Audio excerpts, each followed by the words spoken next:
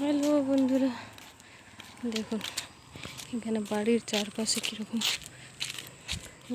গাছ লাগিয়ে গেছে। ছোটো ছোটো ছোটো ছোটো ছোটো সিম গাছ, ফুল গাছ ওদের সুন্দর থাকে। সিম গাছ দিয়ে চলে যেন। আর দেখুন পুদিনার বাগানটা দেখুন। এখানে মানুষ তো খুব পুদিনা খায় না, সাউথে এগুলো পুদিনা পাতা সাইডে বাবা পুদিনা। এখন আবার পুদিনাগুলো হয়েছে দেখুন, ওই একটু একটু জায়গা নিয়েছে, আবার কাটবে, বড় হয়ে গেলে।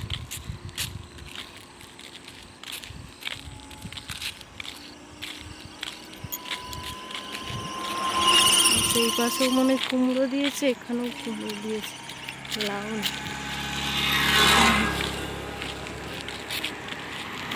যাবি তুই ধারে যাবি কিন্তু বাবা, বললে কথা যেমন নিয়ে এসছি, ভালো মানুষ নিয়ে যে তোর বাপের বেটাকে ভালো করে তোর বাপের কাছে দিয়ে দেবো।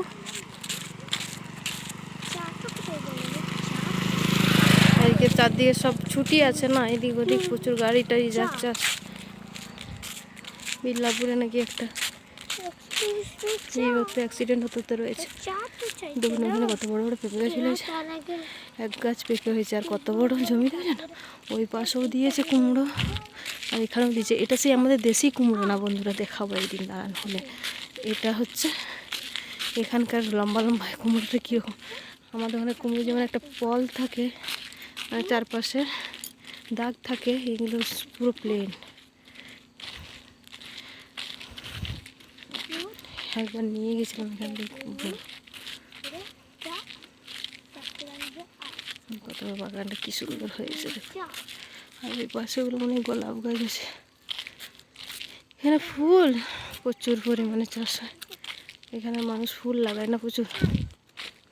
আর এই দেখুন তেঁতুল গাছটার অবস্থা। আর এই যে ইট ভাটা, এখানে ইট ভাটায় 12 মাসে লোক রয়েছে। এখন মনে সিজন চলছে, শীতকালে তো সিজন চলবে। হ্যাঁ, ইট হবে, ওই পাশে হয়। তেঁতুল গাছের অবস্থা দেখুন, তেঁতুল সব মনে পেড়ে নিয়েছে। নাই বাপি, আমি তেঁতুলগুলো সব পেড়ে নিয়েছে না বেটা।